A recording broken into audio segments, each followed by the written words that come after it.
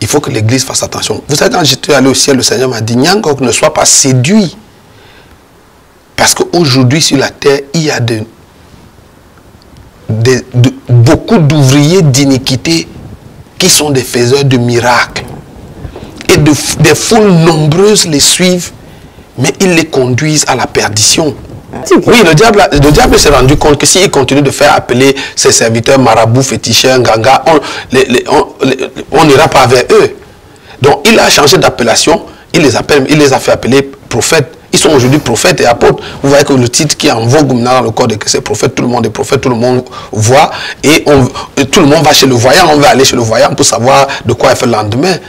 Vous savez que Dieu n'est pas impudique, non? Et que Dieu condamne l'impudicité.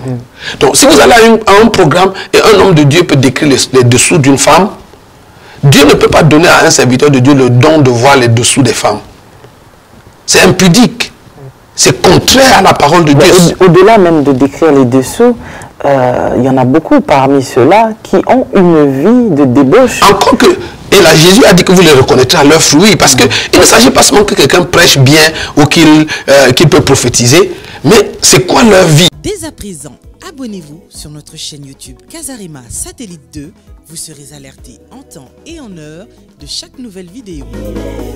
C'est très simple. En un clic, vous êtes abonné. Sa bonté est insondable. Sa fidélité. Pour recevoir toutes nos vidéos en temps et en heure sur votre téléphone portable, tablette, ordinateur, n'hésitez pas de faire sonner la cloche de notification. Ainsi, vous serez informé en temps réel sur toutes nos publications. Et vous ne raterez aucune de nos vidéos. Casarema, le canal qui te transmet la vie. Casarema, la chaîne qui t'emmène dans la présence de Dieu. Alors, abonnez-vous massivement. Sa bienveillance. Mesdames et messieurs, bonjour, bienvenue sur Casarema, c'est votre émission Témoignage Choc. Nous sommes ravis de vous savoir très nombreux à suivre vos programmes sur Casarema. Eh bien, aujourd'hui, dans le cadre de Témoignage Choc, je reçois pour vous pour la seconde fois l'apôtre Pierre Nyangok, l'homme qui a eu le privilège de visiter le ciel au moins 4 fois. Et le Seigneur lui a vraiment fait cette grâce. Pourquoi? Parce qu'il avait un message à adresser à son peuple. Et figurez-vous que si ce message vous parvient, c'est parce que le Seigneur vous aime et parce que le Seigneur a envie que vous soyez sauvés. Dieu veut que vous sortiez de vos nombreuses distractions dans lesquelles vous vous trouvez présentement. Et je pense que si au moment où vous suivez ce témoignage, vous vous rendez compte que vous vivez une vie qui est vraiment en dehors de la parole de Dieu, qui est très loin de la parole de Dieu.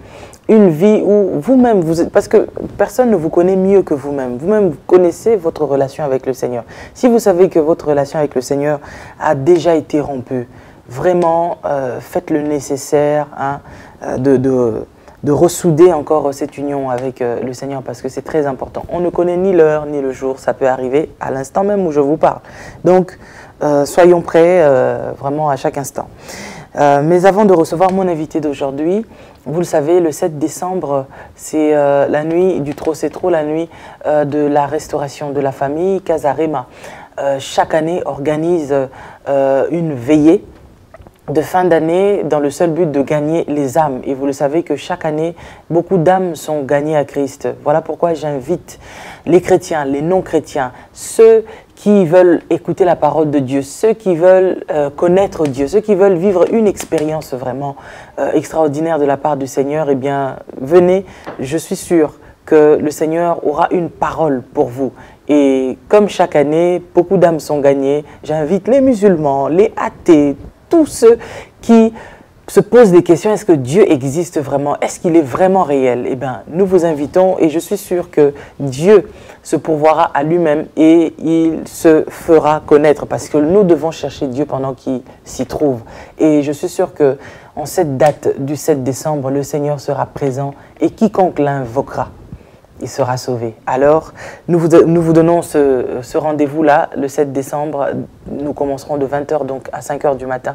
C'est dans une grande salle, la plus grande salle de conférence de l'hôtel Novotel de la Porte de Bagnolet. Donc pour ceux qui viendront de l'étranger, comme je ne cesse de vous le dire, réservez vos chambres déjà hein, pour que vous ne soyez pas très loin, puisque nous finirons à 5 h du matin pour ceux qui seront fatigués et éventuellement ceux qui viendront de l'étranger, il faut qu'ils dorment. Donc il y a aussi des hôtels aussi à proximité, mais pour ceux qui peuvent prendre leur chambre à l'hôtel Novotel, c'est déjà, ça ne sera pas une mauvaise chose. Donc voilà, ça c'est le programme et je tiens à vous signaler que c'est gratuit parce qu'il y en a qui appellent pour demander est-ce que c'est payant, est-ce que non, c'est gratuit, l'entrée est libre et gratuite. Donc voilà, vous n'avez qu'à être là, soyez là, vous, votre famille. Dieu ne manquera pas de vous bénir. Mais avant de recevoir mon invité, suivez cet élément et nous nous retrouvons juste après. Merci. Trop, c'est trop. Trop, c'est trop. Bonne nouvelle dans la région parisienne. À vous les jeunes, comme moi, je lance un message. Bien-aimés dans le Seigneur, ne manquez pas. Le 7 décembre 2018. Soyez au rendez-vous. Tu es le roi des masturbateurs. Tu es la reine des masturbatrices. Viens mon frère, viens ma soeur. Tu seras délivré de cet esprit diabolique qui fatigue ta vie. Tu as raté ton diplôme une fois, 2 fois, 3 fois. Si vous avez mal commencé votre année, décidez-vous de bien la finir. Le 7 décembre, la soirée, la nuit du Trop c'est trop, cette méga veillée unique que Casarema organise chaque année. Casarema vous offre cette nuit pour ceux qui en ont ras-le-bol et qui veulent en découdre avec la malchance et les difficultés et les malédictions et les problèmes et les maladies. La nuit du Trop c'est trop, le 7 décembre à partir de 20 h jusqu'à l'aube à l'hôtel Novotel Porte de Bagnolet est organisé pour vous. L'heure vient et elle est déjà venue où tu dois expérimenter la main de l'Éternel dans ta vie. Vivre une famille harmonieuse, c'est possible. Un couple harmonieux, c'est possible. L'Éternel a envoyé sa parole pour vous. Et cette parole ne retournera jamais sans avoir accompli ce pourquoi elle est sortie. Si tu entends ce message, sache que ce message s'adresse à toi. Que tu sois au Canada, que tu sois en Suisse, que tu sois en Belgique, que tu sois en Afrique. Trop, c'est trop. Assez, c'est assez. Il est temps que ça change. Avec le docteur Mamadou Karambiri du Burkina Faso. Il y aura en place tous les hommes de Dieu que vous voyez défiler sur vos petits écrans, ici même sur nos plateaux de Casarema. Ne manquez pas, c'est votre soirée, c'est votre nuit. Venez de partout, réservez vos hôtels, réservez vos chambres, vos billets. Parce que vous devez impérativement être là. La main de l'Éternel n'est pas trop courte pour vous bénir, pour vous guérir. Et cette main est déjà là. Soyez prêts à recevoir votre miracle. Ne manquez pas ce grand rendez-vous du 7 décembre 2018, donc de 20 h à 5 h du matin. Et je vous dis encore, avec Casarema, nous allons vaincre. Avec Casarema, nous allons impacter la francophonie. Venez, soutenons Casarema qui organise ce grand programme-là et pour la survie, la bénédiction de la famille en général et de la famille chrétienne en particulier. Soyez bénis et continuez de bénir Casarema, la télévision, la francophonie sur les 5 continents. Shalom, shalom et shalom. Cette nuit de prière, trop c'est trop, va faire la différence. 7 décembre, ici à Paris, pour la paix de prière, trop c'est trop avec Casarema. Que Dieu vous bénisse et à la prochaine fois.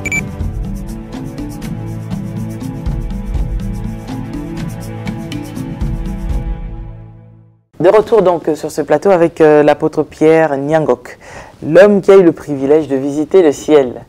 Voilà, dans notre première partie, vous nous avez relaté un peu comment est-ce que ça s'est passé, c'est ce désir, vous désiriez ardemment vraiment un changement. Parce qu'il y a eu des choses que vous ne compreniez plus ou moins pas bien par rapport au fonctionnement de l'Église, les choses qui n'allaient pas bien. Enfin, vous vous posiez tellement de questions et cela vous a amené à vous retourner vraiment vers Dieu, à chercher Dieu longtemps, hein, pendant 5 ans, vous avez dit. Et Dieu vous a amené à vous déplacer. Vous êtes rendu aux États-Unis et c'est là-bas que lors d'un culte, dans une église, vous êtes tombé en extase. Et de là, en fait, vous avez été ravi. en esprit. Et Dieu, en fait, vous faisait visiter. Et ce qui est bien, c'est que Dieu met aux côtés des personnes qu'il appelle à son œuvre des femmes vraiment de destinée. Hein. C'est-à-dire, votre femme a compris que là, mon mari, ce n'est pas qu'il est malade ou quoi que ce soit, mais je suis sûre que c'est le Seigneur, en fait, qui est en train de faire quelque chose avec lui. Et donc, vous avez été transporté comme ça. Le culte est terminé, et puis on vous a ramené, même à l'hôtel, là où vous dormiez. En fait, ça a duré 7 heures. Oui, ça a duré 7 heures. Voilà, et c'était une expérience vraiment extraordinaire. Et je pense que beaucoup de chrétiens rêvent d'être ravis comme ça en esprit. Nous autres, le Christ est venu à nous, mais comme je vous le disais la dernière fois, moi j'attends aussi d'aller chez lui. Voilà. Mais c'est une expérience extraordinaire. Et je pense que vivre ce genre d'expérience, ça ne fait que fortifier encore la foi des chrétiens pour nous faire comprendre que oui, le paradis est plus que réel et donc la vie après la mort existe bel et bien dans le bon sens et aussi dans l'autre sens, parce que beaucoup pensent que après ici, il n'y a pas d'enfer, il n'y a pas de paradis. D'autres aussi se disent, bah écoutez, s'il y a l'enfer, bah écoute, tout le monde ira en enfer. Enfin, il y a tellement de questions qui se posent. Mais lorsque nous voyons qu'une personne, Dieu lui a fait grâce d'aller visiter le ciel, bon, tant mieux pour nous, on croit que nous sommes dans le bon chemin.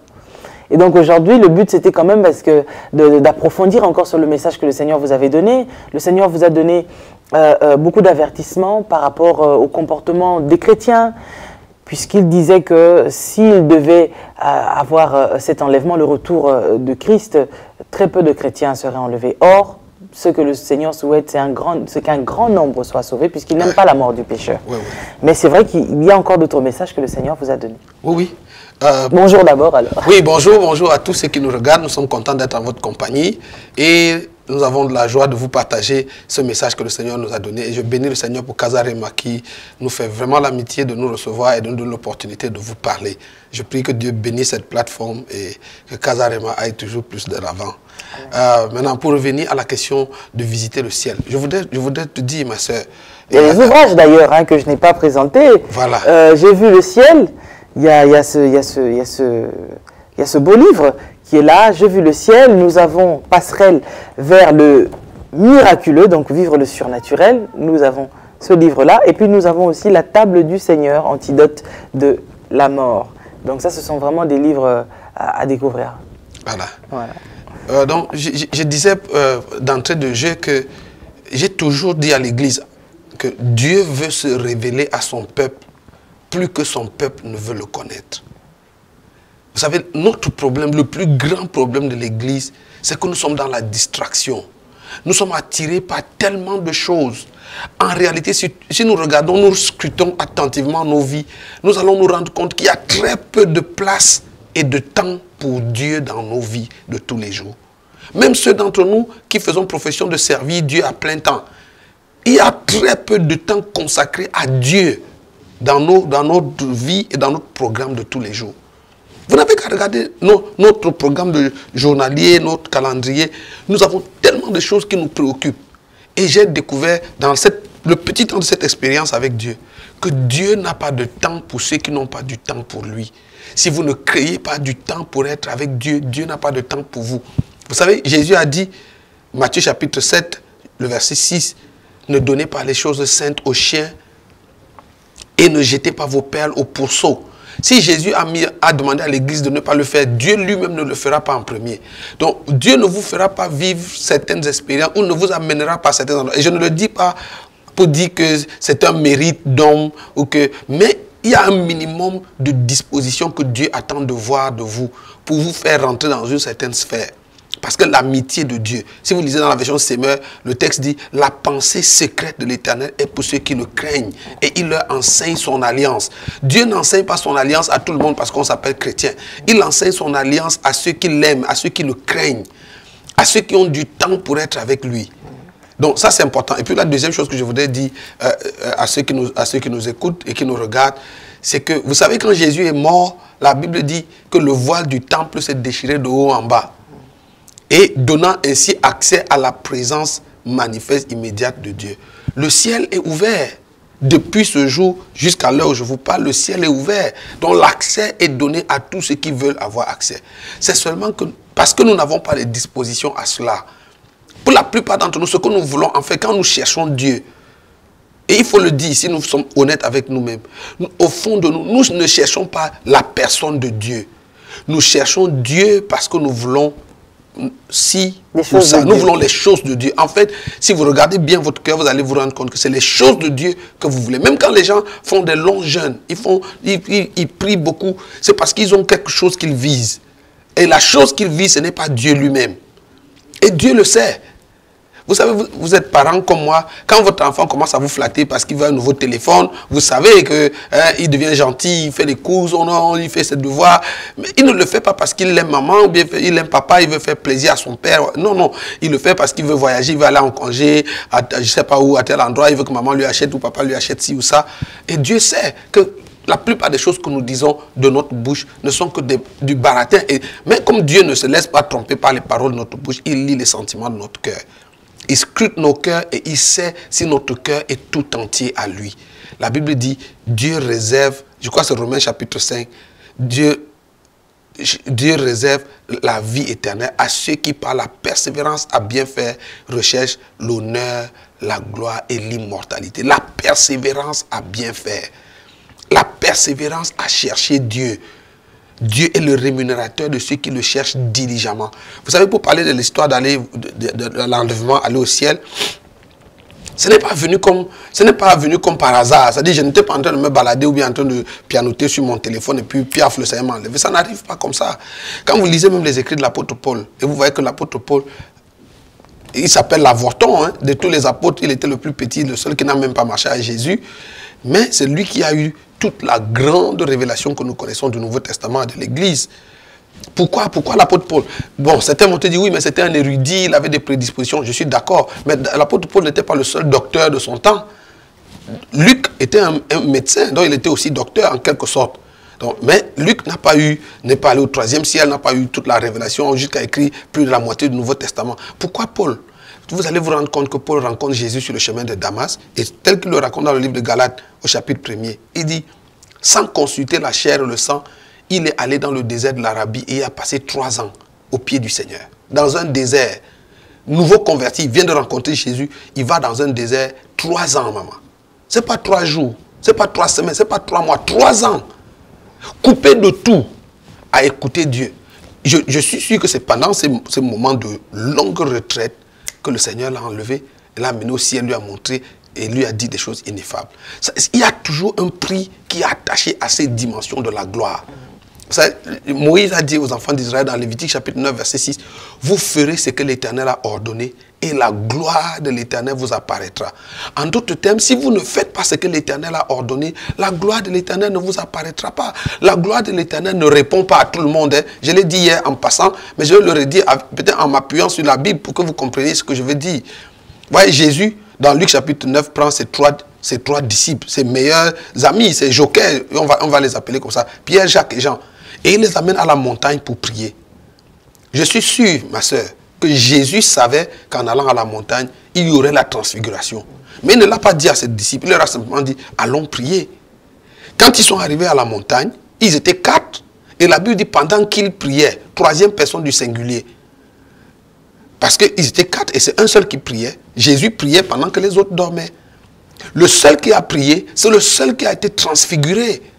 Les autres qui n'ont pas prié n'ont pas été transfigurés. Ils étaient à la montagne de la transfiguration, à l'heure de la transfiguration. Et ils ont raté la transfiguration. Ils sont devenus spectateurs au lieu d'acteurs. Quand Jésus les amène à la montagne, je suis sûr que Jésus voulait que ses 3 amis entrent avec lui dans sa gloire. Mais ils l'ont raté parce qu'ils ont choisi de dormir. L'Église ne connaît pas, ne rentre pas dans les profondeurs de Dieu. Dieu ne peut pas se révéler à nous dans une certaine dimension parce que nous sommes pour la plupart des dormeurs, des mangeurs, nous sommes distraits par plein de choses. Et quand Dieu se rend compte que vous n'êtes pas sérieux, c'est comme vous, maman. Vous avez des enfants et vous connaissez vos enfants et vous savez que celui-ci, lui, il aime manger, celui-là, il aime dormir. Mais il y a un parmi vos enfants, vous savez, il est sérieux, il écoute, il prête attention. Et vous savez que si vous avez des choses à dire, des choses sérieuses à dire un jour, à un de vos enfants, c'est à celui-là, pas à tel ou à tel autre. Et pourtant, ils sont tous vos enfants, hein. Mais vous savez que celui-là, il a la tête calme, il est réfléchi, et puis il s'intéresse aux choses sérieuses. Les autres ne veulent que des jouets, ils veulent, maman, donne-moi un nouveau téléphone, je veux ci, je veux ça. Mais lui, et souvent, les parents, quand à la fin de leur vie, ils font des témoignages, leur testament, on va désigner un des enfants, on va dire celui qui sera l'héritier, celui qui va gérer les biens.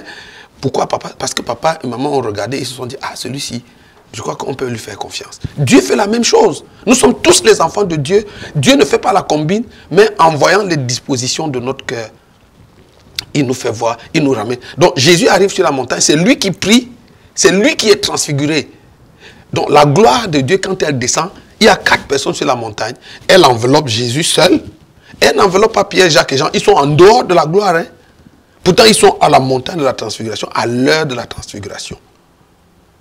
Donc, il faut faire ce que l'Éternel a ordonné pour que la gloire se manifeste. Donc, la gloire de Dieu, tu sais, cette révolte que nous avons eue, qui nous a poussé à chercher Dieu, en fait, elle est venue de ce que pendant plus de 10 ans, 20 ans, nous avons marché avec le Seigneur en nous disant qu'un jour, moi, je pensais comme tout le monde, hein, que non, un jour, ma vie va changer, Dieu va se souvenir de moi et puis, du coup, ma vie va...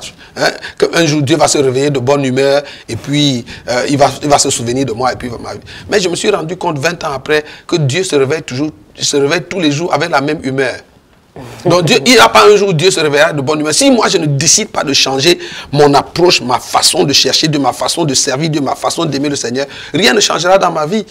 Vous savez, quelqu'un a dit que l'insanité, c'est faire la même chose encore et encore et espérer avoir un changement, et espérer avoir un résultat différent. Si vous priez comme vous avez toujours prié, vous aimez Dieu comme vous l'avez toujours aimé, sans rien changer, je vous promets que dans les 20 prochaines années, sans être prophète ou prophète de malheur, les 20 prochaines années, vous serez seulement un peu plus vieux, mais votre expérience et votre niveau de connaissance de Dieu n'aura pas changé. Vous serez au même niveau. Si vous continuez de donner à Dieu les mêmes choses que vous lui avez toujours données, vous ne recevrez de lui que les mêmes choses que vous allez toujours recevoir. Si votre engagement, votre consécration à Dieu ne change pas sur la durée, Dieu aussi ne changera pas. Parce que la Bible dit, approchez-vous de Dieu et il s'approchera de vous. Donc je disais ça pour dire que la porte est ouverte, ma soeur. Si vous voulez, vous pouvez. Mais il y a un prix à payer. La gloire, quelle que ce soit la gloire de Dieu ou même la gloire du monde, la gloire a un prix. Il n'y a pas de gloire gratuite. Vous savez, si vous êtes entré dans les ordres ésotériques et tout ça, vous savez hein, que si vous voulez aller loin, vous n'allez pas tuer un coq et devenir un grand maître de je ne sais pas quel ordre. Hein.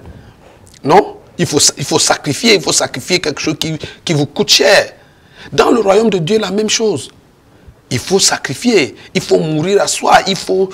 Nous avons déjà reçu un ancien franc-maçon ici qui disait qu'il fallait boire des coupes de sang. Oui. Des sangs humains. Mais il ne faut même pas seulement boire, ce n'est pas n'importe quel sang. On va même vous exiger la qualité du sang. Il faut que ce soit un sang frais, un sang chaud. Il faut que ce soit quelqu'un qui vous coûte cher, qui vous est très proche, soit votre mari, votre femme, votre enfant. Si vous n'allez pas aller tuer un cousin éloigné qui ne vous... Non, ça ne marche pas comme ça. Dans le royaume de Dieu, la même chose, la gloire, ça coûte quelque chose. Donc Jésus arrive à la montagne, pendant qu'il prie, regarde ça, la gloire de Dieu vient le couvrir. Elle le couvre seul, elle ne couvre pas les trois hommes qui étaient avec lui. Parce qu'ils dormaient. Ils n'ont pas activé le principe qui fait que la gloire de Dieu peut venir sur eux. Pourtant, ils étaient là. Et puis, quand ils se réveillent de leur sommeil, ils se rendent compte que Jésus est dans la nuée avec Élie et Moïse. Regarde ma soeur. Vous allez vous rendre compte dans la Bible, hein, que les 3 hommes qui étaient dans la transfiguration avec Jésus, dans la nuée avec Jésus, ce sont les seuls 3 hommes dans la Bible de qui il est dit que pendant le temps de leur ministère sur la terre, ils ont jeûné au moins une fois 40 jours, 40 nuits. Donc il y a des dimensions de gloire auxquelles vous ne pouvez pas accéder si vous n'êtes pas un homme consacré dans une vie de prière, de jeûne, une discipline de vie avec Dieu. Non, ça ne se donne pas comme ça. C'est-à-dire, Dieu ne fait pas la combine. Non, j'aime ton beau visage, je te donne. Non, l'autre. Non, non, non. Si vous n'activez pas les principes, vous ferez ce que l'Éternel a ordonné et la gloire de l'Éternel vous apparaîtra. Vous ne faites pas ce que l'Éternel a ordonné. Vous serez à l'église 50 ans, 70 ans. La gloire de l'Éternel ne vous apparaîtra pas. Alors, hier, nous nous sommes arrêtés au moment où vous êtes retrouvés sous le trône. Sous le trône, hein? Oui, sous le trône. En voulant aller vers le tunnel. Oui, oui. Et puis vous êtes arrêté et là, le Seigneur vous montre un peu ce qui se passe dans l'église. Dans l'église. Alors, les chrétiens, comment est-ce qu'ils devraient reconnaître les vrais et les faux serviteurs de Dieu. Parce qu'aujourd'hui, c'est vrai que vous savez que les chrétiens sont beaucoup attirés par les miracles, les prophéties. Si on leur dit, bon, tu seras ça, je vois ça, bon, surtout aujourd'hui, on peut vous donner des prophéties avec tellement de précision que vous comprenez, non, ça, il n'y a que Dieu qui peut faire ça. Alors, comment faire pour savoir que là où je suis, je ne suis pas avec un homme de Dieu authentique? Et qu'est-ce qu'il faut faire justement lorsque vous vous retrouvez avec un homme de Dieu qui n'est pas authentique? Et comment les reconnaître surtout? C'est une très bonne question. Vous savez, pour commencer sur la question de la prophétie, il faut que l'Église fasse attention. Vous savez, quand j'étais allé au ciel, le Seigneur m'a dit, Nyangok, ne sois pas séduit. Parce qu'aujourd'hui, sur la terre, il y a beaucoup d'ouvriers d'iniquité qui sont des faiseurs de miracles. Et des foules nombreuses les suivent, mais ils les conduisent à la perdition. Je vous ai dit, je ne sais pas si c'est ici que je le disais, bon, je donne ce témoignage, je le rends tellement un peu partout. Le Seigneur m'a dit, Nyangok, je vais te faire voir quelque chose. En un clin d'œil, le Seigneur m'a fait faire le tour du monde. Ça s'est passé, vraiment, ça dit, on se retrouve, tac, tac, tac, tac, tac. Et le Seigneur m'a amené en Afrique, en Amérique, en Europe, en Asie, en Australie. Est-ce qu'il y a des endroits ou des zones où le Seigneur vous a emmené et vous avez reconnu les personnes? J'arrive. Des frères que vous pensiez être vrais? J'arrive. Le Seigneur m'a montré des églises, de grandes églises, en fait, toutes sortes d'églises, des églises de blanc, de noir et de toutes les couleurs. Et certaines de ces églises étaient immenses, avaient des foules interminables. Il se faisait de grands miracles dans ces églises. Et le Seigneur Jésus était tenu dehors. Et j'ai demandé au Seigneur, mais comment de tels miracles peuvent se faire dans une église et tu n'es pas présent? Et le Seigneur m'a dit, oui, Nyangok, ne sois pas surpris, ne sois pas séduit. Parce qu'aujourd'hui, il y a beaucoup d'ouvriers d'iniquité qui sont des faiseurs de miracles. Mais c'est écrit dans ta Bible qu'au dernier jour, plusieurs diront, nous avons prophétisé en ton nom, nous avons chassé les démons en ton nom, nous avons guéri des gens en ton nom. Et je leur dirai, retirez-vous de moi, vous qui commettez l'iniquité, car je ne vous ai jamais connu. J'ai dit, Seigneur, mais ça me trouble, je ne comprends pas.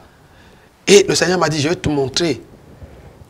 Je vais te montrer comment c'est possible qu'une telle chose arrive. Et il m'a dit, tu te souviens quand Israël est sorti d'Égypte? J'ai dit oui. Quand ils ont traversé la mer Rouge et qu'ils se sont retrouvés de l'autre côté, subitement, l'idolâtrie est rentrée dans le camp d'Israël. Israël a commencé à murmurer contre Dieu et contre Moïse. Tous les jours, il trouvait une raison de murmurer contre Dieu et contre Moïse. Parce qu'il se souvenait des concombres et des oignons d'Égypte. Il voulait retourner en Égypte parce qu'il trouvait que la marche dans le désert était rude, ainsi de suite. Et le Seigneur m'a dit, Israël a tellement murmuré contre moi que je me suis fâché et j'ai juré dans ma colère qu'ils n'entreront pas dans mon repos. Il me dit, tu te souviens de ça? J'ai dit, oui, ça je sais. Il m'a dit, ce que tu ne sais pas, c'est que quand j'ai juré dans ma colère qu'Israël n'entrera pas dans mon repos, je me suis retiré du camp d'Israël. Mais ce que je n'ai pas fait, c'est que je n'ai pas enlevé la colonne de nuée et la colonne de feu. La colonne de nuée et la colonne de feu, on continue de les accompagner. Les artifices, les symboles de la présence de Dieu étaient encore présents au milieu du camp d'Israël, mais Dieu lui-même n'était plus avec eux. Et il m'a dit, c'est sous cette nuée, sous ces dieux nuées qu'Israël a marché 40 ans jusqu'à ce qu'ils soient tous morts. Ils sont morts dans la nuée de gloire. Il n'y a que 2 qui sont arrivés à destination. De cette foule nombreuse qui est sortie d'Égypte, il n'y a que 2. Et le Seigneur m'a dit, il me dit, je te donne un deuxième exemple. Élie était sur la montagne. Et pendant qu'il priait, la Bible dit que Dieu a fait venir le vent, mais Dieu n'était pas dans le vent. Dieu a fait venir le feu, mais Dieu n'était pas dans le feu. Dieu a fait venir le tremblement de terre, mais Dieu n'était pas dans le tremblement de terre. Et puis après, Dieu est venu dans une voix toute petite et fine, et il a parlé à Élie. Et le Seigneur m'a dit, Nyangok, fais attention, parce que tu peux avoir sur la terre un ministère de vent impétueux, de feu dévorant et du tremblement de terre, et ne pas avoir Dieu. Et j'ai dit, Seigneur, là, c'est grave, parce que comment donc on va savoir? Le Seigneur m'a dit, il faut... Parce qu'il chasse les démons au nom de Jésus. Oui. Ben, il cite le nom de Jésus. Oui. Ce n'est plus comme il y a 20 ans passés où si quelqu'un est dans des pratiques mystiques, vous allez le déceler rapidement parce qu'il ne peut pas citer le nom de Jésus. Mais aujourd'hui, Ben, ils sont dans les fétiches, mais ils citent le nom de Jésus. Oui, mais tu sais, le diable a changé de tactique. Oui, le diable s'est rendu compte que s'il continue de faire appeler ses serviteurs marabouts, féticheurs, ganga, on n'ira pas vers eux. Donc, il a changé d'appellation, il les a fait appeler prophètes. Ils sont aujourd'hui prophètes et apôtres. Vous voyez que le titre qui est en vogue maintenant dans le corps de Christ, c'est prophète, tout le monde est prophète, tout le monde voit. Et tout le monde va chez le voyant, on va aller chez le voyant pour savoir de quoi il fait le lendemain. Et donc, ce n'est pas parce qu'ils s'appellent prophètes, ce n'est même pas parce qu'ils font les miracles au nom de Jésus. Aujourd'hui, si c'est avant qu'on nous disait que non, le diable ne peut pas utiliser, il ne peut pas, mais ils le font au nom de Jésus aujourd'hui. Aujourd'hui, on a beaucoup de pasteurs qui vont acheter des bagues magiques, des parfums magiques, et tout ça, ils mettent les produits dans les yeux et ils peuvent voir, ils peuvent prophétiser. Et c'est apparenté à la prophétie. Mais il faut que l'Église sache qu'il y a une différence fondamentale entre la prophétie et la divination. Je peux te dire, et je peux le dire avec toute l'autorité requise, qu'il y a beaucoup de soi-disant prophètes dans le corps de Christ qui sont des devins, des charlatans. Des gens qui utilisent, qui pratiquent toutes sortes de choses, ils peuvent voir la différence fondamentale qu'il y a entre la prophétie et la divination. Ce n'est pas l'information qu'on donne. Parce que Dieu, comme le diable, peut avoir accès à la même information. Par exemple, si un prophète vient vous voir et vous donne votre nom, votre numéro de téléphone, il vous décrit même la couleur de vos dessous et tout ça là, il n'y a rien de terrible dans ça. Le diable peut faire la même chose. Le diable connaît votre nom, il connaît le nom de votre grand-mère, il sait quel est votre village, il sait de quoi est mort votre père. Non? Donc le diable connaît cette information. Donc la différence entre la prophétie et la divination, ce n'est pas l'information, c'est la source de l'information. La différence fondamentale, c'est qui parle. Et souvent dans l'église, on n'exerce plus le discernement pour demander au Seigneur qui parle dans la bouche de cet homme. Vous vous souvenez de cette fille qui était possédée de l'esprit de Python, qui a prophétisé. Pendant 7 jours, elle a prophétisé juste. Quand elle voyait Paul passer avec son équipe, elle prophétisait en disant aux gens, ces hommes sont des serviteurs de Dieu qui sont venus nous montrer la voie du salut, écoutez-les. Ce qu'elle disait était exact. Sauf que l'esprit qui parlait en elle, ce n'était pas Dieu. Donc, aujourd'hui, on a plein de gens, et puis j'ai dit même, pour aller plus loin, il y a même des situations où vous n'avez même pas besoin d'avoir un discernement particulier pour savoir que ça, ce n'est pas Dieu. Vous savez que Dieu n'est pas impudique, non? Et que Dieu condamne l'impudicité. Donc, si vous allez à un programme et un homme de Dieu peut décrire les dessous d'une femme, Dieu ne peut pas donner à un serviteur de Dieu le don de voir les dessous des femmes. C'est impudique.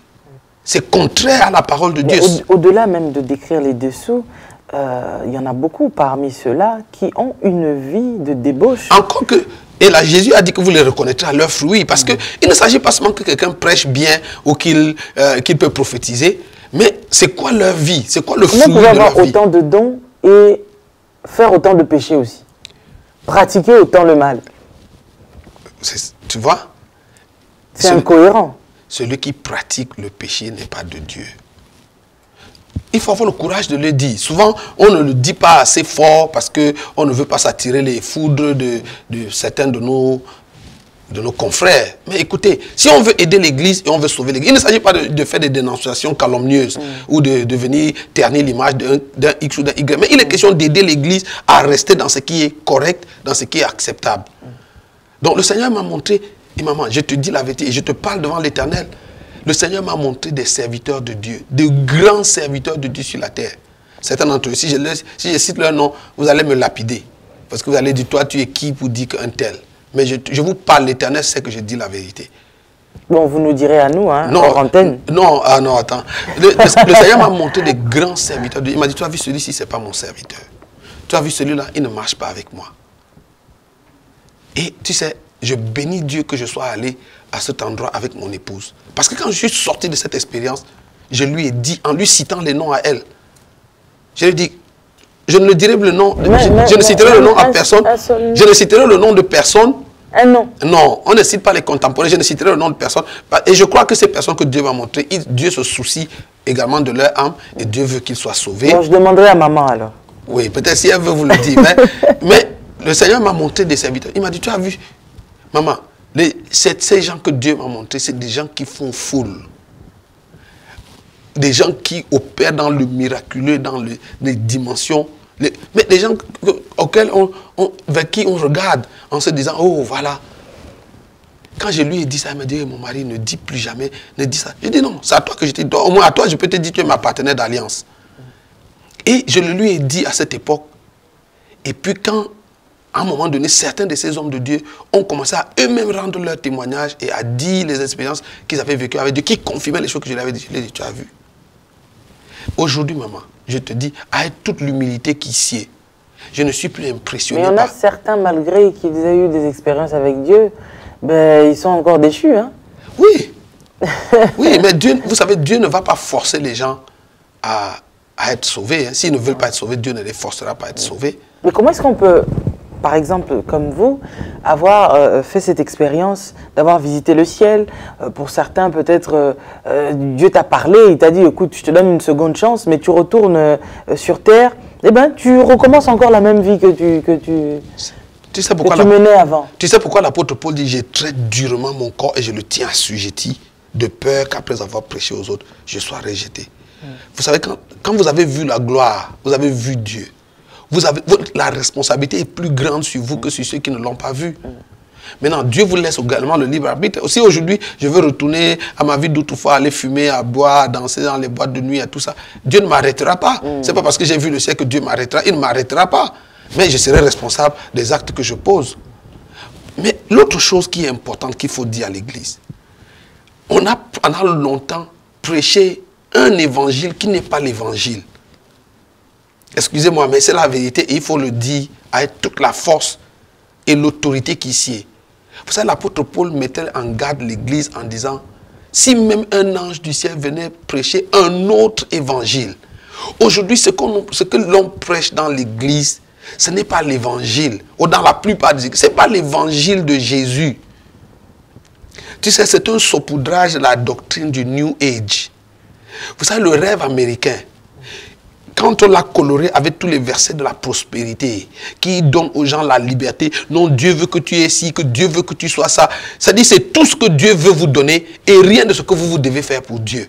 Cet évangile-là n'est pas l'évangile.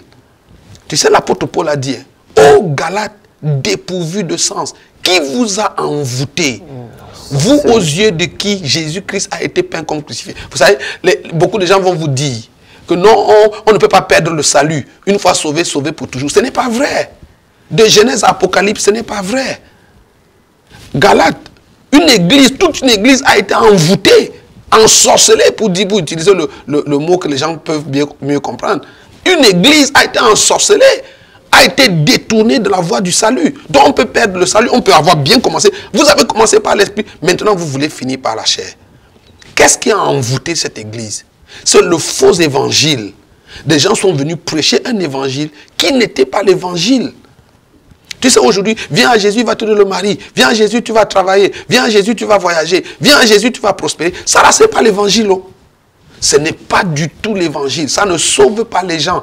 Les gens viennent à l'église avec des attentes. Ils viennent parce qu'ils attendent que Jésus va leur donner le mari. Et certains d'entre eux, Jésus finit par leur donner le mari.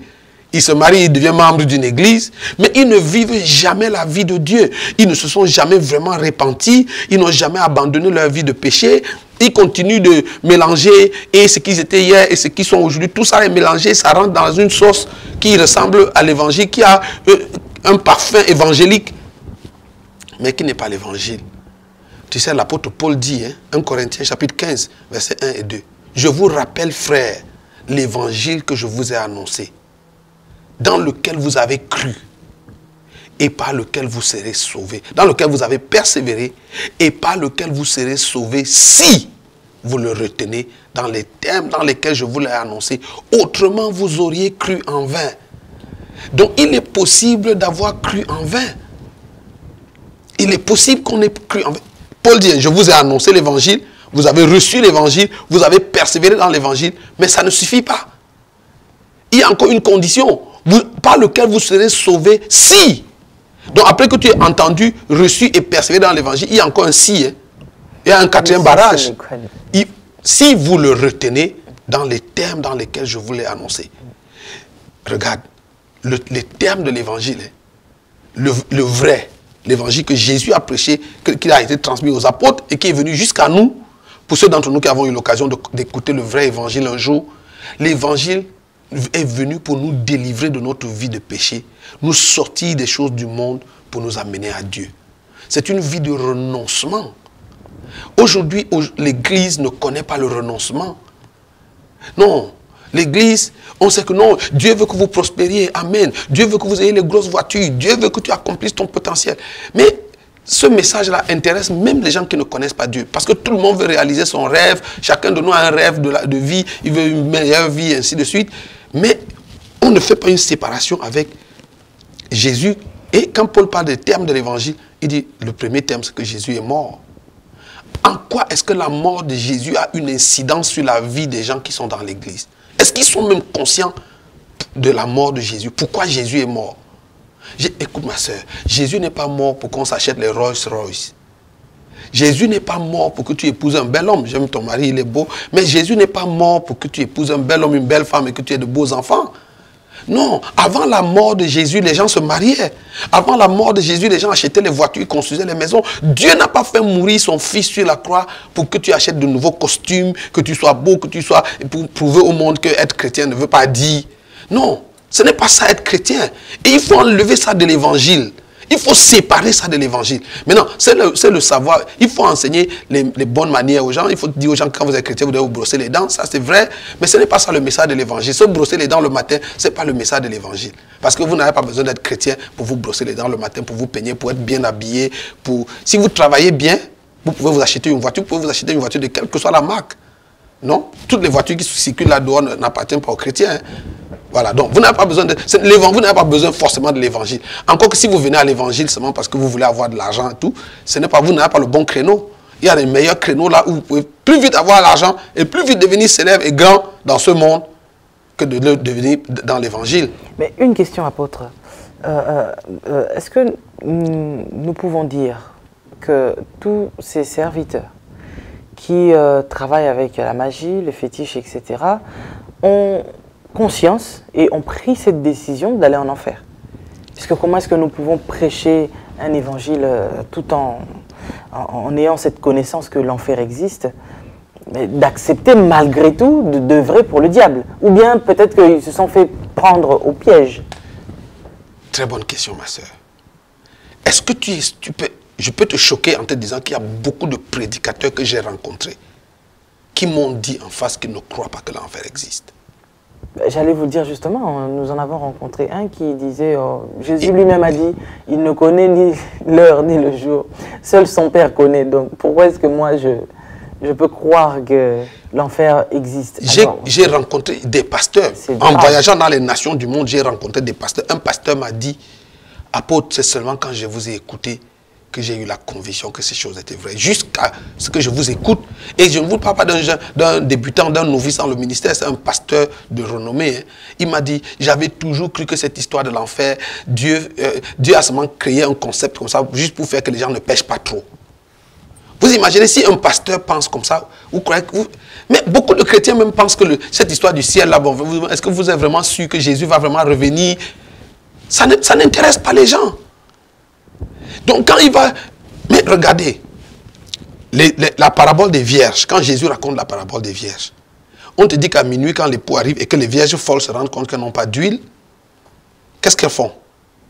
Elles sont allées en ville, à la boutique où on vend l'huile. Donc il y a des prédicateurs, vendeurs d'huile, qui ont leur boutique ouverte à minuit, mais ne sont pas du tout concernés par le retour de l'époux. La venue de l'époux ne les intéresse pas. Ce qui les intéresse, c'est qu'ils vendent... Non, ils vendent de l'huile, ça leur donne de l'argent, c'est tout ce qu'ils vendent. Certains veulent juste porter le nom, mais ils ne veulent pas aller dans les noces avec. Mais bon, si on les apparente aux pasteurs qui vendent de l'huile. Parce qu'on est bien d'accord que parmi eux, il y a des faux.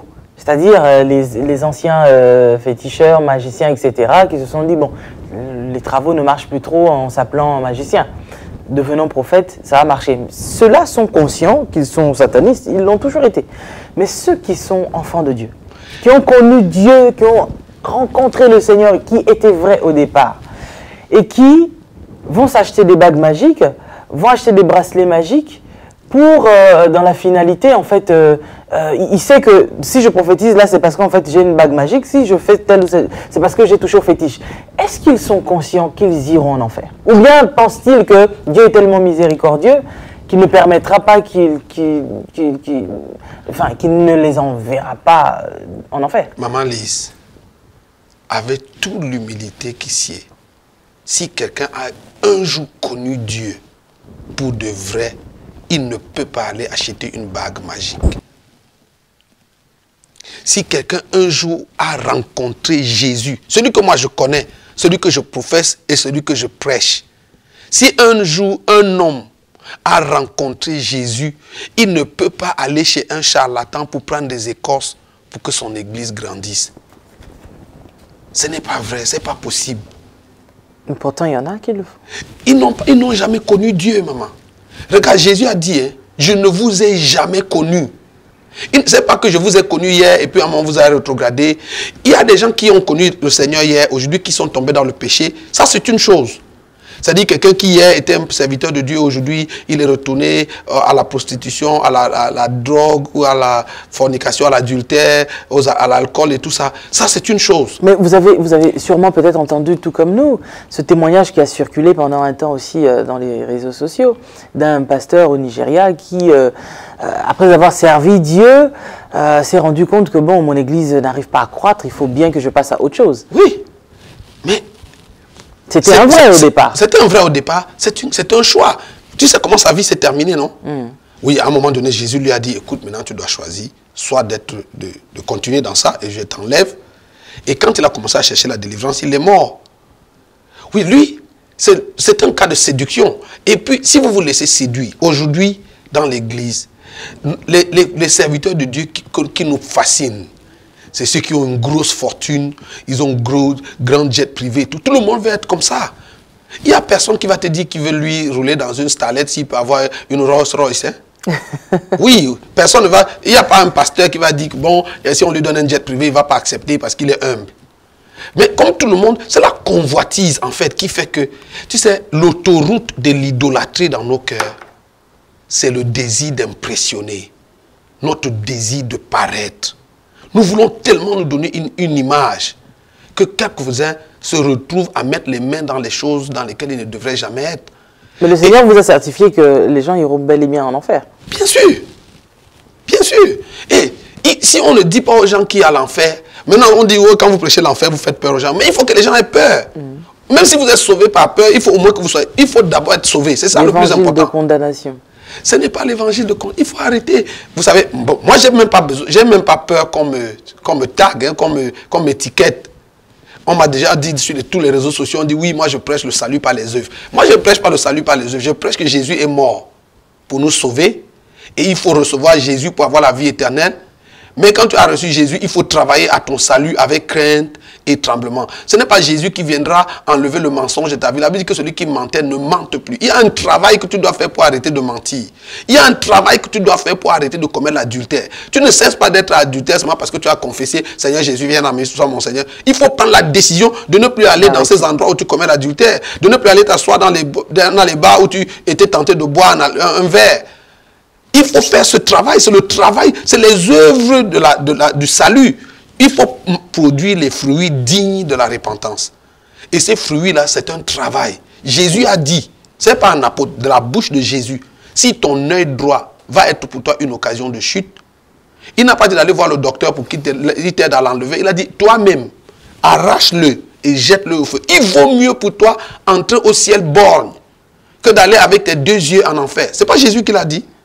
Si ta main droite va être pour toi une occasion de chute, ne va pas chercher un anesthésiste pour t'aider à couper ça sans douleur. Il dit toi-même, prends la machette, coupe ta main. Mais ceux qui disent, ces serviteurs qui disent que l'enfer, enfin, ils ne pensent même pas que l'enfer existe, n'ont-ils pas, ou alors ils ont arraché des pages de leur Bible? Tu sais, la Bible, Paul a dit, écoute, il faut bien lire la Bible. Paul a dit que même si un ange du ciel venait prêcher un autre évangile, tu sais ce que Paul est en train de dire? Il y a des, entre guillemets, des hommes de Dieu qui vont recevoir des visites d'anges qui viendront leur annoncer des révélations nouvelles. Mais ce ne sont pas des anges de lumière. Parce que même les anges déchus ont la capacité de se déguiser en anges de lumière. Donc, la Bible dit qu'à la fin des temps, les gens prêcheront les doctrines des démons. Tu penses que ça va se passer comment? Le diable est rusé. Il sait, maman Lise, que s'il vient dans ta chambre avec une longue queue noire, avec de grandes oreilles et deux cordes, tu ne le recevras jamais. Donc il va se déguiser et il va te donner une révélation. Aujourd'hui, je connais, il y a une nouvelle doctrine qui fait des vagues en Afrique. Il y a un nouveau courant qui enseigne maintenant la polygamie chrétienne. Oui, mais ce pasteur croit dur comme fait que Dieu lui a parlé, qu'il a reçu une visitation, le Seigneur. Et dans la Bible, il a trouvé David, il a trouvé Salomon qui avait 1000 femmes, il a trouvé tous les versets, il les a arrangés pour dire que voilà. Et puis on te dit que Jésus avait les femmes qui l'accompagnaient, que ces femmes, la femme de Chouza, Suzanne et tout, Marie de Magdala, tout ça, tu crois qu'elle marchait avec Jésus pour faire quoi? Quand un pasteur dit ça, il n'y a pas, mais attends, c'est un niveau d'égarement élevé. Mais il prêche et comme ça chatouille la chair, la convoitise des gens, ils suivent. Et les gens suivront, ils se donneront une foule de docteurs. Ils n'auront plus ils auront la démangeaison, entendre des choses agréables et ils vont s'endurcir, ils n'écouteront pas la vérité. Aujourd'hui, quand vous prêchez la vérité, on vous qualifie de toutes sortes de choses. Mais on s'en fout des qualificatifs. Pourvu que quelques-uns soient sauvés. Paul a dit, tu te sauveras toi-même et tu sauveras ceux qui t'écoutent. Donc on ne peut pas sauver tout le monde. Tout le monde ne sera pas d'accord. Nous ne prêchons même pas pour faire l'unanimité. Nous prêchons seulement pour que ceux qui sont destinés à être sauvés soient sauvés. Ceux qui voudront être sauvés soient sauvés. Il y en a qui ne seront pas sauvés, maman. Peu importe ce que vous ferez, il y a des gens qui ne seront pas sauvés. Judas était avec Jésus pendant 3 ans et demi. Il a écouté les avertissements. À la dernière minute, Jésus a dit, faites gaffe. Un d'entre vous va me livrer. Le Fils de l'homme ira selon ce qui est malheur à celui par qui. Judas était là, il a entendu tout ça. Hein? Vous allez me dire que oui, il était prédestiné à la perdition. Non. Bon, on peut rentrer dans toute la supputation. Mais pourquoi Jésus avertissait Judas? Il avertissait parce qu'il aimait Judas. Le diable pouvait trouver un autre moyen de faire que Jésus aille quand même à la croix sans que ça passe par Judas. Mais Judas s'est laissé aller. Si Judas a ouvert la porte, le diable va entrer. Jésus a béni le pain de la Sainte Seine. Hein? Il a rompu. Il a donné à Pierre. Il a donné à Judas. Quand Pierre a mangé, il a reçu la grâce de Dieu pour résister à la pression, à la tentation qui allait venir. Quand Judas a mangé, la Bible dit qu'un démon est entré en lui. Pourquoi? Est-ce que Jésus qui lui a donné le démon? Non, les dispositions de son cœur ont fait que... Donc les gens, aujourd'hui les gens vous prêchent un évangile où non, la grâce, nous sommes dans l'ère de la grâce. Dieu, il n'y a pas un péché. On vous dit, mais il ne faut même plus confesser les péchés parce que Dieu ne regarde plus vos péchés. Dieu vous regarde en Christ, vous êtes justifié. Ah bon? Oh non, attention, c'est grave. C'est grave. La Bible dit que si nous disons que nous sommes sans péché, nous nous séduisons nous-mêmes, la vérité n'est pas. Mais si nous confessons nos péchés à Dieu, il est fidèle et juste pour nous pardonner, pour nous purifier de toute iniquité. La grâce de Dieu, ce n'est pas la licence pour vivre dans le péché. La grâce de Dieu, ce n'est pas... Dieu ne nous a pas... Jésus n'est pas mort sur la croix pour que... Allez, bon, maintenant vous pouvez vivre dans le péché comme vous voulez, pourvu que vous allez à l'église, vous confessez Jésus dans votre cœur et puis c'est tout, vous allez être sauvés. Non, non. Qu'est-ce qu'il vous a encore montré d'autre, le Seigneur? Tu sais, je voulais dire ceci. Quand le Seigneur m'a dit qu'un petit nombre de chrétiens sur la terre allaient être sauvés, j'ai commencé à pleurer. Tu sais pourquoi j'ai pleuré? J'ai beaucoup pleuré, maman. J'ai pleuré parce que je me rendais compte que moi-même, pasteur, prédicateur, et je suis chrétien depuis ma tendre jeunesse. Hein. J'étais adolescent quand j'ai accepté Jésus. Et j'ai toujours été à l'église. J'ai toujours... Pas la grâce de Dieu, je n'ai jamais été chrétien un peu ici et puis après je suis allé au monde. Non, non, depuis que j'ai accepté Jésus, ceux qui me connaissent peuvent rendre le témoignage que j'ai toujours été 100% en Christ. Mais ce jour-là, je me rendais compte que moi-même, j'étais loin de la vie éternelle. C'est-à-dire, vous savez, à un moment donné, vous vivez une espèce de... Comme si on vous a anesthésié. On vous a endormi et vous vivez une vie de chrétien comme si, oui, mais écoute, Dieu n'a aucun intérêt à t'envoyer en enfer, vous voyez. Ah, il faut faire attention. En 2014, j'ai appelé un de mes amis prophètes. Lui, il est au Bénin. Pendant que je parlais avec lui, je le saluais pour le nouvel, je lui adressais les vœux de nouvel an. Il a commencé à me partager une expérience qu'il avait vécue quelques semaines avant. Il était en prière et le Seigneur l'a enlevé et lui a montré une vision. Il lui a montré la vision de la fin du monde. Et dans la vision, le Seigneur avait rassemblé les habitants de la terre à un coin. Le royaume de Dieu était de l'autre côté. Et un grand fossé qui séparait la terre du royaume des cieux. Et puis sur le fossé, il y avait une passerelle. En dessous de la passerelle, il y avait l'étang de feu. Et Dieu faisait l'appel. Et on t'appelait, maman Lise, et puis tu venais sur le pont. Et puis le Seigneur commençait à te raconter l'histoire de ta vie. Et pendant que tu avançais, pendant que le Seigneur racontait, comme si une machine te faisait avancer vers le royaume des cieux.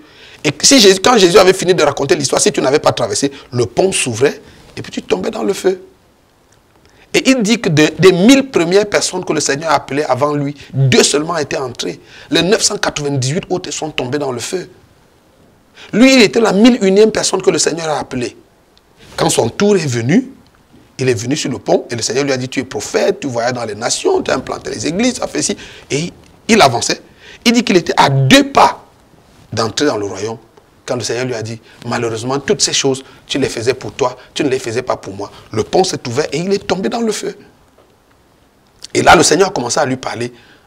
Et c'est là où il sort de la vision et le Seigneur a commencé à lui dire, j'ai examiné ta vie, j'ai examiné ton travail et je t'ai trouvé 0 sur 20. Et je te donne une seconde chance. Je te retourne non seulement amender ta vie, mais amender ton message, ton enseignement et tout. Et pendant qu'il me raconte l'expérience, il me dit, il me parlait en pleurant, mon frère Pierre, il faut qu'on commence à parler, à préparer l'église. Le Seigneur revient, le Seigneur m'a montré la fin du monde. Et il me dit, je t'assure que si Jésus revient maintenant, moins de 2% des chrétiens sur la terre seront sauvés. Tu sais, j'étais dans le tunnel ce jour-là, quand le Seigneur me disait, et cette vision m'est revenue, cette vision de ce frère m'est revenue. Et j'ai demandé au Seigneur, mais comment ça se fait? Seulement un petit nombre. Le Seigneur m'a dit, oui, un petit nombre. Parce que l'église est remplie d'idolâtrie. Le Seigneur m'a dit, tu sais pourquoi Ananias et Saphira sont morts? Je lui ai dit, j'ai répondu bêtement, oui, mais parce que ils ont menti au Saint-Esprit. Le Seigneur m'a dit, non. Ananias et Saphira ne sont pas morts parce qu'ils ont menti au Saint-Esprit. Ananias et Saphira sont morts. La Bible dit, Actes chapitre 5, verset 3. Comment le diable a-t-il pu remplir ton cœur au point que tu mentes au Saint-Esprit? Donc mentir au Saint-Esprit était une conséquence. La cause même, c'est que le cœur d'Ananias et Saphira a été rempli du diable. Et le Seigneur m'a posé la question, Nyangok, si le cœur d'un enfant de Dieu comme Ananias ou Saphira est rempli du diable, où est la place de Dieu en lui? J'ai dit, ah, ça veut dire que Dieu n'a pas de place en lui. Il dit que tu vois, il y a beaucoup de personnes à l'église comme ça. Leur cœur est rempli de tout, sauf de Dieu. Même s'ils professent le Seigneur de leur bouche, comme Esaïe a dit, ce peuple m'honore du bout des lèvres, mais son cœur est loin de moi. Le Seigneur m'a montré un serviteur de Dieu que je connais. Il m'a dit, tu connais? J'ai dit, oui, je le connais, c'est un serviteur de Dieu. Il m'a dit, regarde-le. Et ce frère est devenu, j'ai raconté ça hier, il est devenu transparent à mes yeux. Et le Seigneur m'a dit, regarde son cœur, rempli de toutes sortes de convoitises, des ambitions personnelles, des choses. Et le Seigneur Jésus était derrière lui. Et le Seigneur me dit, tu vois, il y a longtemps que lui et moi on est séparés. Et il n'est même pas au courant. Et si la trompette retentit aujourd'hui, lui ne sera pas enlevé. Et le Seigneur m'a dit, il y a de nombreuses personnes comme ça dans l'église. Dieu dans ton cœur discute la place avec le mariage, il discute la place avec le travail, il discute le temps. Tu n'as pas de temps pour Dieu, tu as plus de temps pour le travail que pour Dieu. Tu as plus de temps pour aller accompagner tes enfants, faire leur football, que d'aller à l'église, que de prier. Surtout en Occident, c'est même plus grave en Occident. En Afrique encore même, bon, c'est pas mieux, mais au moins. En Occident, ici, non, la vie, ça va 100 à l'heure, vous avez tellement de choses que très peu de chrétiens ont de temps pour Dieu, pour leur relation avec Dieu, pour chercher Dieu. Les cultes, il ne faut pas chercher les chrétiens à l'église mercredi ou vendredi ou jeudi ou mardi. Ils ne sont pas là. Ils ne viendront que dimanche. Parce que toute leur semaine est occupée. On donne à Dieu le résidu de notre temps. Quand j'ai prêché ce message à une grande conférence au Cameroun, un homme de Dieu est venu me voir pour me dire, ah, mais écoute, tu sais, moi je ne crois rien de tout ce que tu as raconté là. J'ai dit, ah bon? J'ai dit, oui, tu n'es pas obligé de croire. J'ai dit, et puis je ne prêche pas ce message pour que vous croyiez. Hein. Il y a des gens qui me regardent, qui m'écoutent et qui peut-être aussi ne croient pas. Vous n'êtes pas obligé de croire. Moi je dis aux gens partout dans le monde, vous n'êtes pas obligé de croire ce que je dis. Parce que Jésus n'a pas dit qu'on va prêcher et que tout le monde va croire. Il a dit, cette bonne nouvelle sera prêchée pour servir de témoignage à toutes les nations. Alors viendra la fin. Je lui ai dit, je prêche ce message pour que Dieu ait de bonnes raisons de vous envoyer en enfer le jour où vous allez vous présenter devant lui. Oui, parce que quand vous allez vous présenter devant Dieu et que vous n'êtes pas qualifié pour le ciel, Dieu vous dira, j'avais envoyé mon serviteur qui vous a parlé et vous n'avez pas écouté. Et il me dit, mais est-ce que ça ne t'intéresse pas quand même de savoir pourquoi je ne crois pas? J'ai dit, ça ne m'intéresse pas de savoir. Mais si tu veux me dire, vas-y, dis-moi pourquoi tu ne crois pas. Et il m'a dit, je ne crois pas à ton truc là pour 2 raisons. J'ai dit, oui, la première raison c'est quoi? Il dit, la première raison c'est que ton message fait peur aux gens. Parce que quand on dit qu'un petit nombre, 2% et tout, ça fait peur aux gens. Mais au temps du déluge, il n'y a eu que 8 personnes. Mais attends! Il m'a dit, ça fait peur aux gens et pourtant Dieu ne nous a pas donné un esprit de peur. Je lui ai dit, oui, mais écoute, il ne s'agit pas de la peur. Mais si vous êtes vraiment chrétien et on vous annonce que dans les 3 heures qui suivent, Jésus va venir pour chercher l'église, si ça ne met pas la crainte dans votre cœur, c'est qu'il y a longtemps vous êtes perdu. Les vrais chrétiens, s'ils apprennent que Jésus va revenir ce soir à 20 heures, en fait, ils vont arrêter tout ce qu'ils vont faire. Ils vont rentrer chez eux, prier, confesser les péchés connus et même inconnus, juste pour ne pas laisser une chance de rater l'enlèvement. J'ai dit, si toi, on te dit que Jésus revient et ça ne suscite pas une émotion quelconque en toi, il y a longtemps, tu es perdu. Et je lui ai demandé, la deuxième raison, c'est quoi? Il me dit, oui, mais vous annoncez 2%. Et 2%, c'est comment? Dieu ne peut pas, avec tous les chrétiens qui ont au monde, Dieu ne peut pas seulement sauver 2%. Je lui ai dit, écoute-moi. Quand Dieu ne m'a pas donné un pourcentage. Dieu m'a dit seulement un petit nombre. Et la raison pour laquelle il m'a envoyé, c'est pour que le nombre augmente. En fait, nous prêchons ce message pour que le nombre de ceux qui vont aller au ciel soit grand. Et Dieu veut que les gens soient sauvés. Mais je lui ai dit, avec le recul aujourd'hui et en regardant la Bible, je peux même te dire que 2% c'est beaucoup. Et je peux te le montrer dans l'Ancien Testament comme dans le Nouveau Testament. Dans l'Ancien Testament, Moïse a sorti 3 millions d'hommes. Les théologiens disent environ 3 millions d'hommes d'Égypte. De ces 3 millions, 2 seulement sont arrivés à destination. Même le pasteur qui les a sortis d'Égypte est mort dans le désert. Non? Donc, si vous avez une église de 3 millions et 2 sont sauvés, c'est quel pourcentage? C'est 0,00000, je ne sais pas combien. Donc, même les 2% que mon frère a annoncé, il était gentil. Vous avez cité Noé tout à l'heure. Jésus a dit, quand on a posé la question à Jésus, quel sera le signe de ton avènement? Il dit, il en sera de l'avènement du Fils de l'homme, comme il était au jour de Noé. Au jour de Noé, les hommes mangeaient, buvaient, se mariaient leurs enfants, jusqu'à ce que Noé et sa famille soient entrés dans l'arche. Au jour de Noé, Dieu, le bon Dieu, comme les Français l'appellent, a sauvé 8 et a noyé toute la création. Hommes et animaux sont morts. Il y avait combien de milliards d'hommes sur la terre au temps de Noé? On n'en sait pas. Mais si même on veut être bête, disons qu'il y avait seulement 1 million d'hommes sur la terre. Sur les 1 million d'hommes qui avaient au temps de Noé, Dieu a sauvé 8. C'est Dieu qui a fermé la porte de l'arche. Et il a noyé le reste. Dieu les entendait se noyer, avaler de grosses gouttes d'eau, et Dieu les entendait avaler l'eau et mourir. Se noyer et mourir. Sur 1 million d'hommes, si Dieu a sauvé 8, c'est quel ratio? C'est 0,00. Et la parole de Dieu ne changera pas. Ce n'est même pas notre manipulation du texte biblique qui va changer la parole de Dieu. Jésus a dit, l'âge est la voie, spacieux le chemin qui mène à la perdition. Il y a beaucoup de gens qui marchent sur cette voie. Étroite est la voie resserrée, le chemin qui mène à la vie éternelle. Il y a très peu de gens qui marchent sur ce chemin. Alors, nous devons passer au mot de la fin, parce que nous sommes déjà arrivés à l'heure. Le mot de la fin, on a posé la question à Jésus. Seigneur, n'y a-t-il que peu de gens qui vont être sauvés? Écoutez ce que Jésus a dit. Efforcez-vous d'entrer par la porte étroite, car plusieurs chercheront à y entrer et ne le pourront pas. Je conclue en vous disant, il n'y a aucun homme qui entrera au ciel s'il n'est pas déterminé. Si aller au ciel, si vivre éternellement avec le Seigneur n'est pas un projet sur lequel vous travaillez au quotidien, vous n'êtes pas sur le chemin qui mène au ciel.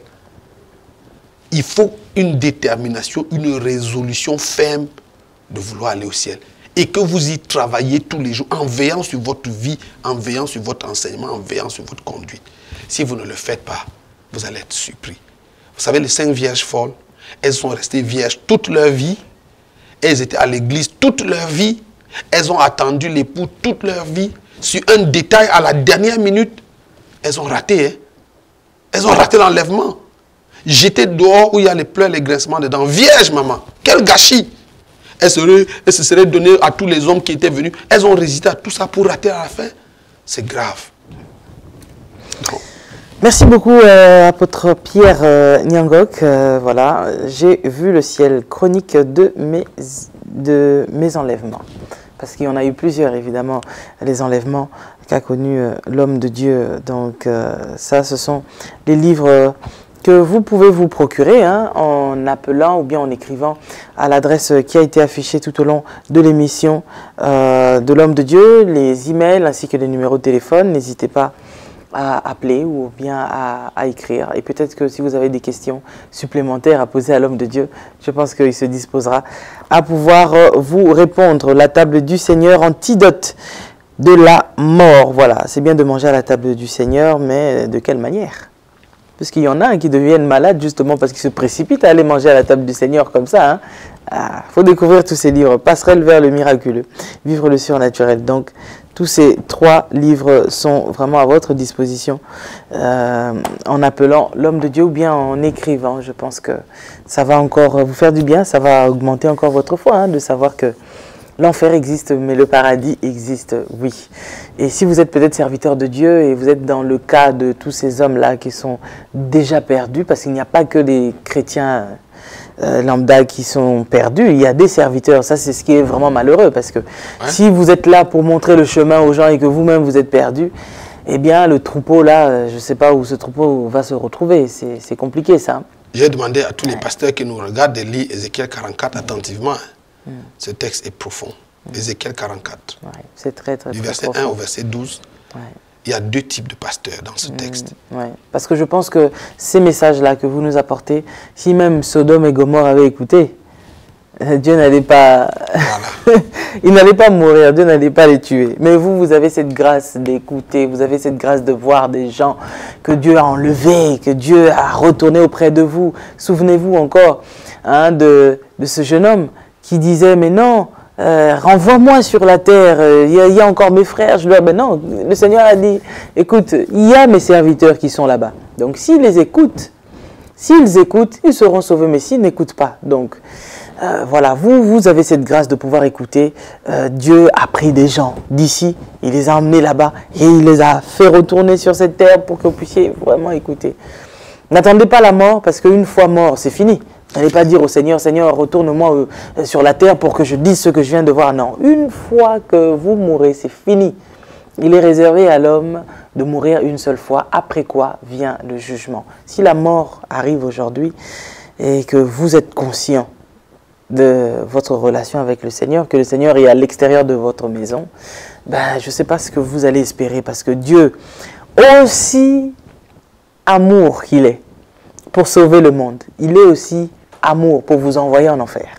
Ah oui, et ça sera toujours dans son amour qui sauvera les humains, et c'est aussi dans son amour qu'il va envoyer plusieurs aussi en enfer. Ça, détrompez-vous, ceux qui pensent que Dieu est tellement amour qu'il ne peut envoyer personne en enfer. S'il a accepté de voir son fils à la croix, pour que toi tu sois sauvé, alors pour que toi tu ailles en enfer parce que tu t'es mal comporté, je ne vois pas ce que Dieu pourra faire pour toi. Donc c'est maintenant et pas demain. N'attends pas demain, maintenant que tu as entendu ce témoignage. Tu as entendu 2 témoignages, c'est fort hein, et c'est authentique. Alors si tu ne veux toujours pas écouter, je pense que lorsque tu vas te retrouver devant le Seigneur, il te dira que n'avais-tu pas écouté mon serviteur? Parce que le film là de ce qui se passe ici, de ce que tu regardes, Dieu va te renvoyer ce film. Ah, oui. C'est le premier grand réalisateur. Hein? Oui, ça c'est sûr. Ah, bah. Tu sais, Papa Adeboye de Redeem, tu connais Il a vécu une expérience qui circule sur les réseaux sociaux. Mais imaginez-vous si Papa Adeboye a vu l'enlèvement 2 fois. Et dans les 2 fois où il a vu l'enlèvement, lui-même n'a pas été enlevé. Il faut craindre Dieu. Bénéine est arrivé à la porte du ciel, son témoignage a circulé sur les réseaux. Et Dieu lui a dit, écoute-toi là, et retourne. Tu n'es pas prêt pour ici. Vous imaginez? Je crois que Dieu a utilisé ces 2 icônes pour parler à l'église. Si Bénéine est menacé de ne pas pouvoir entrer au ciel, si Papa Adeboye, l'autre pasteur, un des pasteurs les plus grands du monde, hein, qui fait 1 million et plus de personnes tous les mois, quand il fait Holy Ghost Night, avec des milliers de pasteurs, et l'enlèvement s'est produit à 2 reprises dans une vision que le Seigneur lui a donnée et il n'a pas été enlevé. Il faut craindre Dieu. Il a dit, Papa Adeboye a dit dans son témoignage, si vous ratez le ciel, c'est sûr que vous ne raterez pas l'enfer. Voilà, c'est avec ces belles paroles que nous avons achevé notre émission d'aujourd'hui. Que Dieu vous bénisse abondamment et surtout, vraiment, prenez garde et veillez et priez. L'heure est déjà très très proche. Que Dieu vous bénisse. Bye. Pour votre édification spirituelle, suivez des puissants témoignages, des puissantes prédications, des puissantes prières en live, des émissions chrétiennes, des clips top gospel. Abonnez-vous dès maintenant sur notre nouveau compte YouTube Casarema Satellite. La Bible dit que vous devez vous entretenir par des psaumes, des hymnes, des cantiques spirituels, chantant et célébrant de tout votre cœur les louanges du Seigneur. Dès à présent, abonnez-vous sur notre chaîne YouTube Casarema Satellite 2. Vous serez alerté en temps et en heure de chaque nouvelle vidéo. C'est très simple. En un clic, vous êtes abonné. Sa bonté est insondable.